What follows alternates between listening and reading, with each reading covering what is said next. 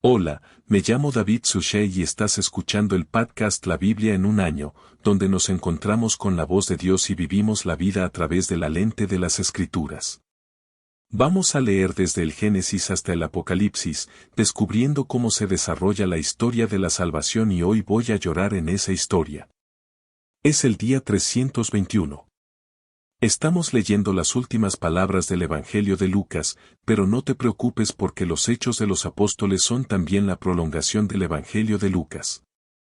En Proverbios, capítulo 26, versículos 20 a 23, el Evangelio según San Lucas, capítulo 22, versículo 39, Jesús ora en el Monte de los Olivos, y salió y se fue, como era su costumbre, al Monte de los Olivos. Y los discípulos le siguieron. Y cuando llegó al lugar, les dijo, orad para que no entréis en tentación, y apartándose de ellos como a un tiro de piedra, se arrodilló y oró, Padre, si quieres aparta de mí este cáliz, pero no se haga mi voluntad, sino la tuya.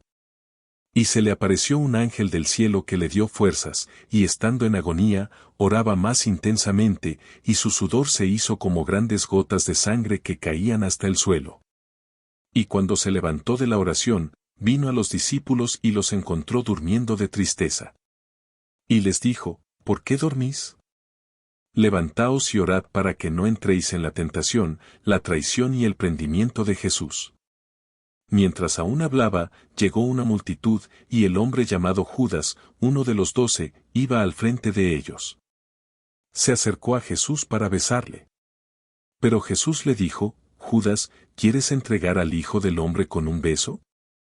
Y viendo los que le rodeaban lo que iba a suceder, dijeron, Señor, ¿heriremos a espada? Y uno de ellos hirió al esclavo del sumo sacerdote y le cortó la oreja derecha. Pero Jesús no dijo nada más, le tocó la oreja y le curó. Entonces Jesús dijo a los sumos sacerdotes y a los capitanes del templo y a los ancianos que habían salido contra él. ¿Habéis salido como contra un ladrón con espadas y palos? Cuando estaba con vosotros día tras día en el templo, no me impusisteis las manos. Pero esta es vuestra hora y el poder de las tinieblas. Pedro niega a Jesús. Entonces le prendieron y le soltaron, llevándole a casa del sumo sacerdote. Pedro le siguió de lejos, y cuando encendieron fuego en medio del patio y se sentaron juntos, Pedro se sentó entre ellos. Entonces una criada, viéndole sentado a la luz y mirándole fijamente, dijo que también éste estaba con él, pero él lo negó, diciendo, Mujer, no le conozco. Poco después, viéndole otro, dijo, Tú también eres uno de ellos. Pero Pedro dijo, Hombre, no lo soy. Y después de un intervalo como de una hora, insistió aún otro, diciendo, Ciertamente también éste estaba con él, porque es Galileo. Pero Pedro dijo, Hombre, no sé lo que dices. Y al instante, mientras aún hablaba, cantó el gallo, y el Señor se volvió y miró a Pedro. Y Pedro se acordó de la palabra del Señor, de cómo le había dicho antes de que cantara el gallo. Hoy me negarás 3 veces. Y salió y lloró amargamente las burlas y los golpes que le daban a Jesús. Los hombres que retenían a Jesús se burlaban de él y lo golpeaban. También le vendaron los ojos y le preguntaron, Profetiza, ¿quién es el que te ha golpeado? Y dijeron otras muchas palabras contra él, injuriándole. Jesús ante el consejo. Cuando llegó el día, se reunió la asamblea de los ancianos del pueblo, los sumos sacerdotes y los escribas, y le dejaron ir a su consejo. Y le dijeron, Si tú eres el Cristo, dínoslo. Pero él les dijo, Si os lo digo, no creeréis, y si os pregunto, no responderéis. Pero desde ahora el Hijo del Hombre estará sentado a la diestra del poder de Dios. Todos le preguntaron, ¿eres tú el Hijo de Dios? Él les dijo, Vosotros decís que lo soy. Y ellos dijeron, ¿qué más testimonio necesitamos? Nosotros mismos lo hemos oído de sus propios labios. Capítulo 23. Jesús ante Pilato. Entonces levantándose toda la compañía, le llevaron ante Pilato, y comenzaron a acusarle, diciendo, Hemos hallado a este hombre pervirtiendo nuestra nación, y prohibiéndonos dar tributo al César, y diciendo que él mismo es el Cristo, un rey. Y Pilato le preguntó, ¿eres tú el rey de los judíos? Y él le respondió, tú lo has dicho. Y Pilato dijo a los príncipes de los sacerdotes y a la multitud, yo no hallo delito alguno en este hombre, pero ellos estaban urgidos, diciendo que agita al pueblo enseñando por toda Judea, desde Galilea hasta este lugar. Jesús ante Herodes. Al oír esto, Pilato preguntó si aquel hombre era Galileo, y al enterarse de que pertenecía a la jurisdicción de Herodes, lo envió a Herodes, que en aquel momento se encontraba en Jerusalén. Cuando Herodes vio a Jesús, se alegró mucho, pues hacía tiempo que deseaba verle, porque había oído hablar de él y esperaba ver alguna señal hecha por él. Así que le interrogó largamente. Pero él no respondió. Los príncipes de los sacerdotes y las tribus que estaban cerca, acusándolo vehementemente, y Herodes con sus soldados, lo trataron con desprecio y se burlaron de él, vistiéndolo luego con magníficos vestidos. Lo envió de vuelta a Pilato, y Herodes y Pilato se hicieron amigos entre sí aquel mismo día, pues antes de esto habían estado enemistados. Jesús condenado a muerte. Pilato convocó entonces a los sumos sacerdotes, a los gobernantes y al pueblo, y les dijo, me habéis traído a este hombre como a uno que pervertía al pueblo, y después de examinarlo ante vosotros, he aquí que yo no he hallado a este hombre culpable de ninguno de los cargos que le imputáis. Tampoco Herodes, pues nos lo ha devuelto. No ha hecho nada que merezca la muerte. Lo castigaré, pues, y lo pondré en libertad. Pero todos a una gritaron, fuera ese hombre, y nos soltaron a Barrabás, un hombre que había sido arrojado a la cárcel por una insurrección iniciada en la ciudad y por asesinato.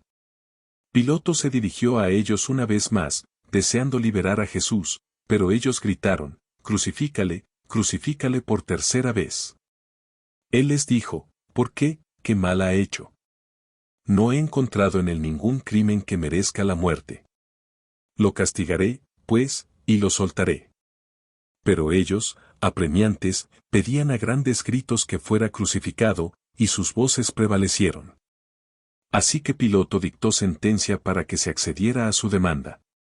Puso en libertad al hombre que habían metido en la cárcel por insurrección y asesinato, que ellos pedían. Pero a Jesús entregó a su voluntad la crucifixión de Jesús. Y mientras le dejaban ir, prendieron a un Simón de Cirene, que venía del campo, y le pusieron la cruz para que la llevara detrás de Jesús. Y le seguía una gran multitud del pueblo y de mujeres que le lloraban y lamentaban. Pero Jesús, volviéndose a ellas, les dijo, hijas de Jerusalén, no lloréis por mí, sino llorad por vosotras mismas y por vuestros hijos. Porque he aquí que vienen días en que dirán, bienaventurados los varones, y las llagas que nunca llevaron, y los pechos que nunca amamantaron. Entonces comenzarán a decir a las montañas caigan sobre nosotros, y a las colinas cúbrannos. Pues si hacen esto cuando el bosque está verde, ¿qué sucederá cuando esté seco a los demás también, que son criminales fueron conducidos para ser ejecutados con él? Y cuando llegaron al lugar que se llama de la Calavera, le crucificaron allí a él y a los malhechores, uno a la derecha y otro a la izquierda.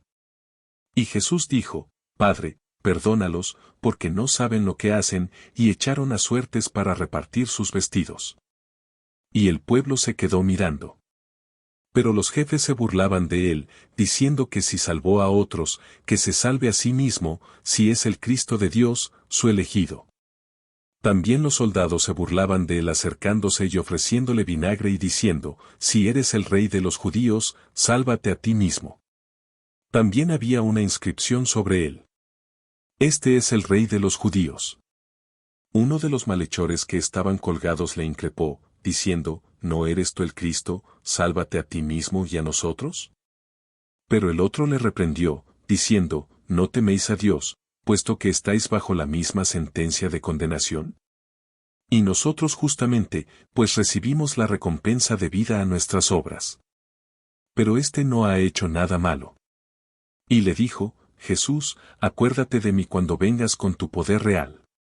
Y él le dijo, en verdad te digo que hoy estarás conmigo en el paraíso. Era ya como la hora sexta, y hubo tinieblas sobre toda la tierra hasta la hora novena, mientras la luz del sol se apagaba y la cortina del templo se rasgaba en dos. Entonces Jesús, clamando a gran voz, dijo, Padre, en tus manos encomiendo mi espíritu. Y dicho esto, expiró. Cuando el centurión vio lo que había sucedido, alabó a Dios y dijo, ciertamente este hombre era inocente. Y todas las multitudes que se habían reunido para ver el lugar, al ver lo que había sucedido, volvieron a sus casas golpeándose el pecho. Y todos sus conocidos y las mujeres que lo habían seguido desde Galilea se quedaron a distancia y vieron estas cosas, el entierro de Jesús. Había un hombre llamado José, de la ciudad judía de Arimatea. Era miembro del consejo, un hombre bueno y justo que no había consentido en su propósito y obra, y buscaba el reino de Dios. Este hombre fue a Pilato y pidió el cuerpo de Jesús. Luego lo bajó, lo envolvió en un sudario de lino y lo depositó en un sepulcro de tonalidad rocosa, donde aún no se había depositado a nadie. Era el día de la preparación, y comenzaba el sábado. Las mujeres que habían venido con él desde Galilea lo siguieron y vieron el sepulcro y cómo estaba depositado su cuerpo. Luego volvieron y prepararon especias y ungüentos. El sábado descansaron, según el mandamiento, capítulo 24, la resurrección de Jesús. Pero el primer día de la semana, al amanecer, fueron al sepulcro, llevando las especias que habían preparado, y encontraron la piedra removida del sepulcro. Pero cuando entraron, no encontraron el cuerpo. Mientras estaban perplejas por esto, he aquí que se les presentaron dos hombres vestidos con ropas deslumbrantes, y como ellas se asustaron e inclinaron el rostro a tierra, los hombres les dijeron, ¿por qué buscáis entre los muertos al que vive? No está aquí, sino que ha resucitado. ¿Recordáis que os dijo, estando aún en Galilea, que el Hijo del Hombre debía ser entregado en manos de hombres pecadores y ser crucificado? ¿Y resucitar al tercer día? Y se acordaron de sus palabras. Y volviendo del sepulcro, contaron todo esto a los 11 y a todos los demás. Fueron María Magdalena, Juana, María la madre de Santiago y las demás mujeres que estaban con ellas las que contaron esto a los apóstoles. Pero estas palabras les parecieron un cuento vano, y no las creyeron. Pero Pedro se levantó, corrió al sepulcro, se inclinó y miró dentro. Vio los lienzos solos, y se fue a su casa, preguntándose qué había sucedido en el camino de Emaús. Aquel mismo día. Dos de ellos iban a una aldea llamada Emaús, a unas 7 millas de Jerusalén, y hablaban entre sí de todas estas cosas que habían sucedido. Mientras hablaban y discutían juntos, Jesús mismo se acercó y fue con ellos, pero sus ojos no le reconocieron. Y les dijo, ¿qué es esta conversación que mantenéis entre vosotros mientras camináis? Y ellos se quedaron inmóviles, con semblante triste.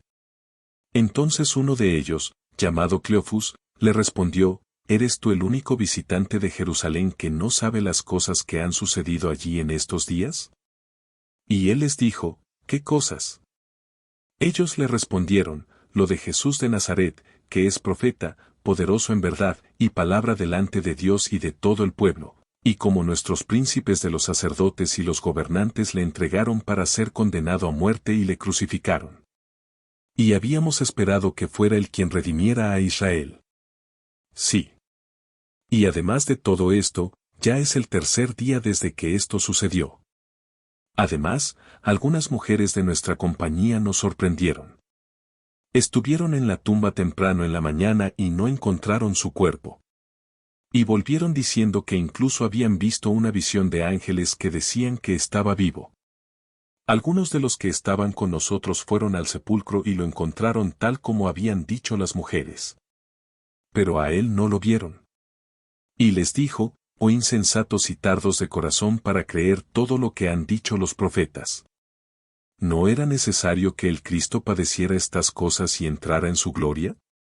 Y comenzando por Moisés y por todos los profetas, les interpretó en todas las escrituras lo que de él se refería. Se acercaron, pues, a la aldea a la que se dirigían. Parecía que iba a ir más lejos, pero le apremiaron, diciéndole, quédate con nosotros, porque cae la tarde y el día está ya muy avanzado.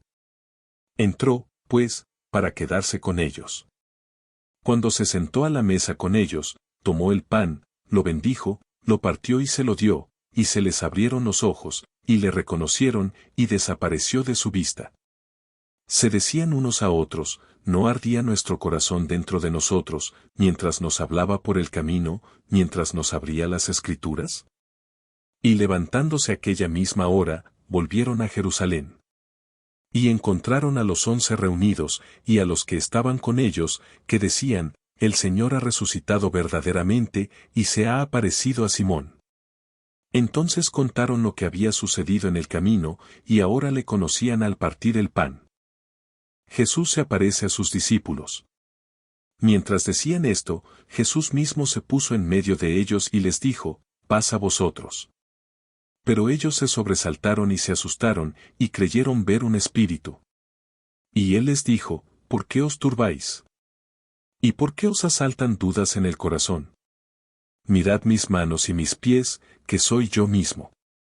Tocadme y ved, porque un espíritu no tiene carne ni huesos, como veis que yo tengo.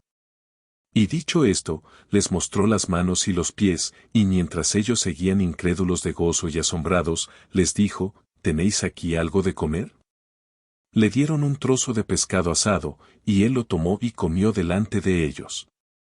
Luego les dijo, estas son mis palabras, que os hablé estando aún con vosotros, que era necesario que se cumpliese todo lo que está escrito de mí en la ley de Moisés, en los profetas y en los salmos. Entonces les abrió el entendimiento para que comprendieran las Escrituras, y les dijo, así está escrito que el Cristo padeciera y resucitara de entre los muertos al tercer día, y que se predicara en su nombre el arrepentimiento y el perdón de los pecados a todas las naciones, comenzando por Jerusalén. Vosotros sois testigos de estas cosas, y he aquí que yo envío sobre vosotros la promesa de mi Padre, pero quedaos en la ciudad hasta que seáis revestidos de poder desde lo alto por la ascensión de Jesús. Los condujo hasta Betania y, alzando las manos, los bendijo. Mientras los bendecía, se separó de ellos y fue llevado al cielo, y ellos le adoraron, y volvieron a Jerusalén con gran gozo, y estaban continuamente en el templo bendiciendo a Dios. Libro de los Proverbios, capítulo 26, versículos 20 a 23. Por falta de leña se apaga el fuego, y donde no hay susurrador, las riñas cesan como el carbón a las brasas calientes y la leña al fuego, así es el hombre pendenciero para encender contiendas. Las palabras de un susurrador son como bocados deliciosos que bajan a las entrañas del cuerpo, como el vidriado que cubre una vasija de barro son los labios suaves de corazón malvado. Padre que estás en los cielos te alabo. Muchas gracias. Gracias por tu Hijo. Gracias por el don de tu Espíritu que prometiste por tu Hijo a los apóstoles y a tu Iglesia a nosotros. Te pedimos que por favor, en el nombre de tu Hijo, Jesucristo, envíes tu Espíritu Santo sobre nosotros ahora. En este día oramos por ti, Señor, oramos para que tu Espíritu venga sobre nosotros, y oramos para que tu nombre sea conocido en esta tierra. Oramos para que se haga tu voluntad en nuestras vidas y en este tu mundo. Que venga tu reino. Padre. Que venga tu reino en nuestros días. En este momento, que venga tu reino ahora y siempre. En el nombre de Jesús oramos en el nombre del Padre y del Hijo y del Espíritu Santo. Amén. Ok, caramba. Dios mío. Me gustaría. Un regalo. Quiero decir que acabamos de pasar por 4 evangelios en el transcurso de estos últimos 300 días. Este es el último evangelio antes de entrar en los Hechos, los Apóstoles y Romanos. Mañana, la carta más grande del sur. San Pablo puede ser una de las obras más grandes del Nuevo Testamento, pero aquí estamos al final del Evangelio de Lucas, al final de la vida de Cristo, y hemos tenido esta experiencia cercana y personal de caminar con Jesús que es el ministerio. Es decir, hemos podido escuchar la narración de su infancia, el anuncio de su nacimiento por Gabriel a María, Juan el Bautista, en Elizabeth y Zacarías, toda la historia de la Navidad en el Evangelio de Lucas, y todas las enseñanzas de Jesús. Y hoy retomamos en la mitad del capítulo 22, y una de las cosas con las que comenzamos es Jesús orando en el Monte de los Olivos. Lucas nos revela a Jesús orando muy a menudo. Es una de las cosas que revela que Jesús hace. Tal vez no diga más que nada o más que nadie, pero está muy, muy claro que Lucas está revelando a un Jesús que reza con regularidad. Y esto me parece fascinante, porque ¿por qué rezamos? Tal vez hemos hablado de esto antes, pero creo que muchos de nosotros oramos porque queremos una respuesta. Rezamos porque queremos fuerza. Rezamos porque queremos algo. Rezamos porque, ya sabes, o Dios es Google o Dios es el cajero automático, ¿verdad?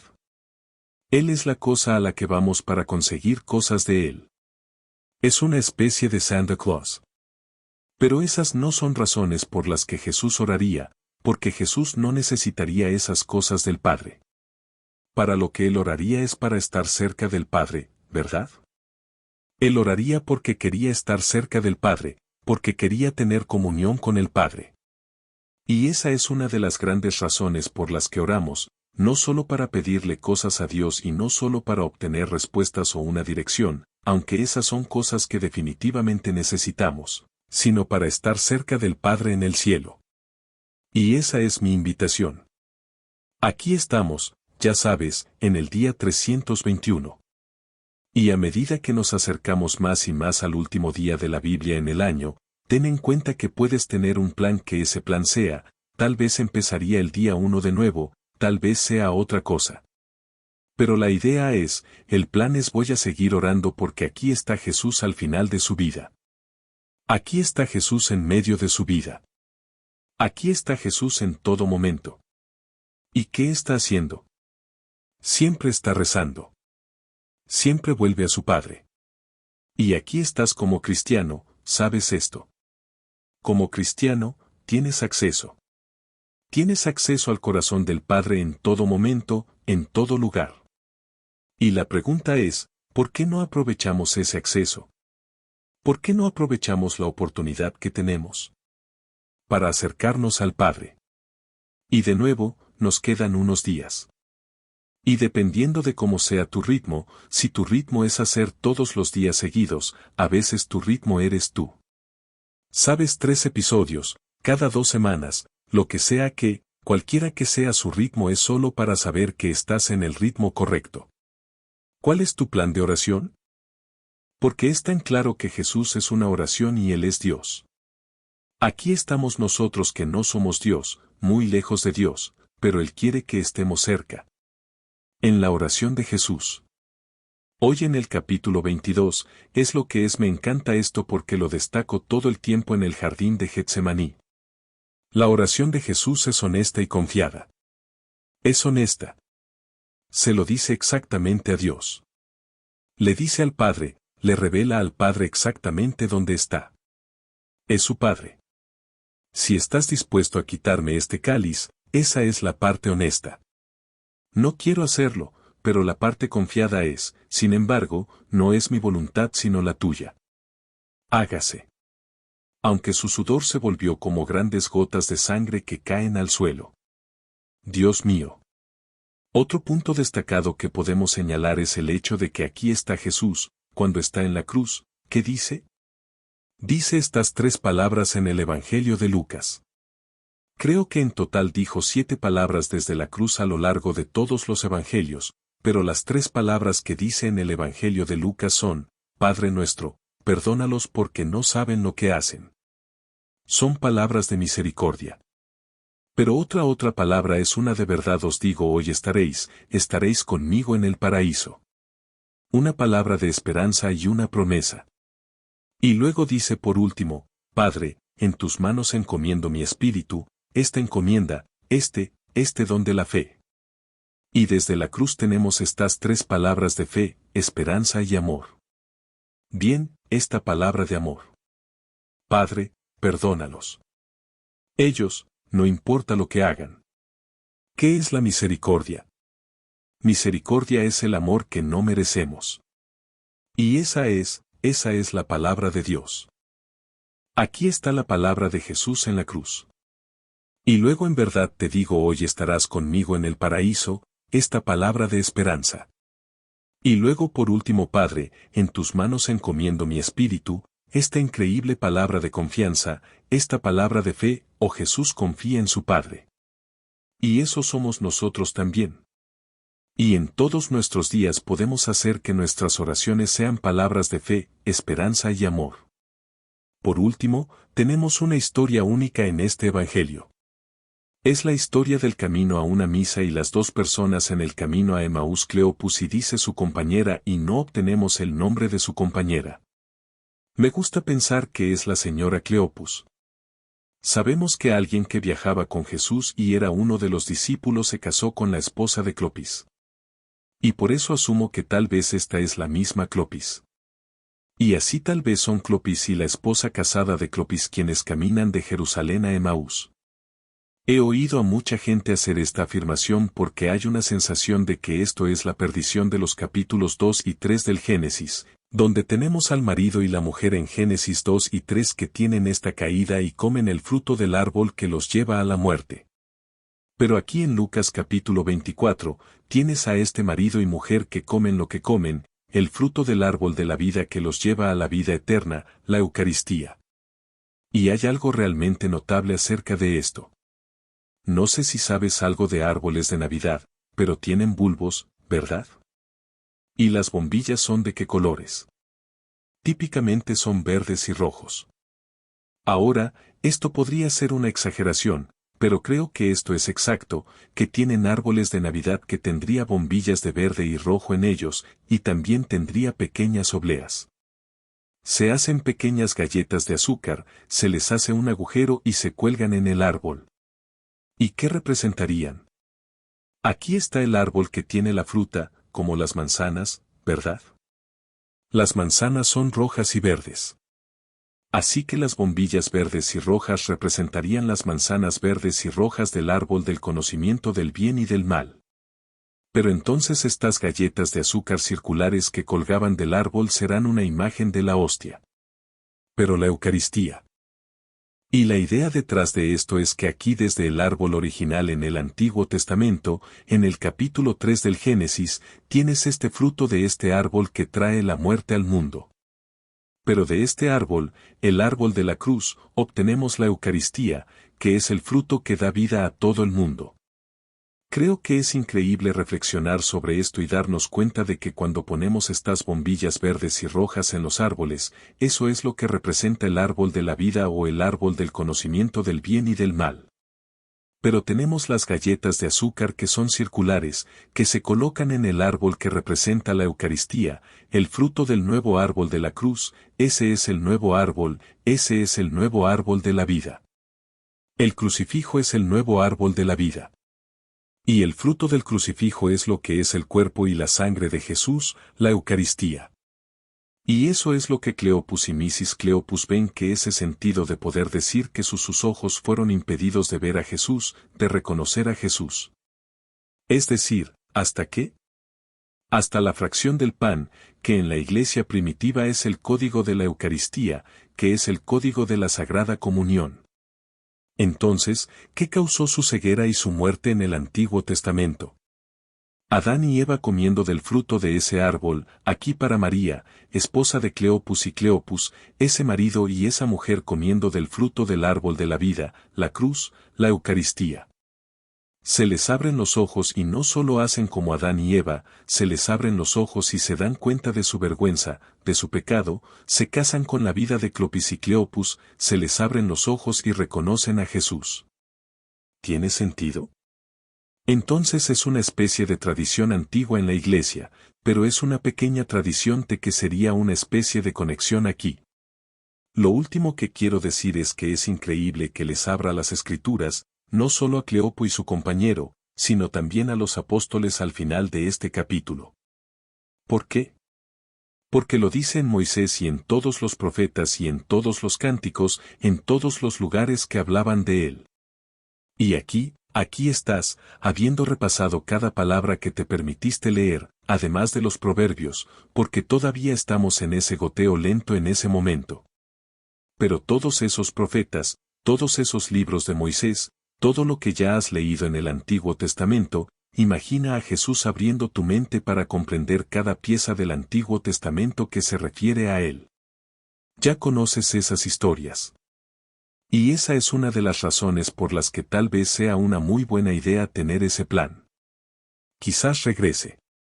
Tal vez regrese y vuelva a escuchar. La gente vuelve a entrar y lee. Tal vez regrese porque es un interminable.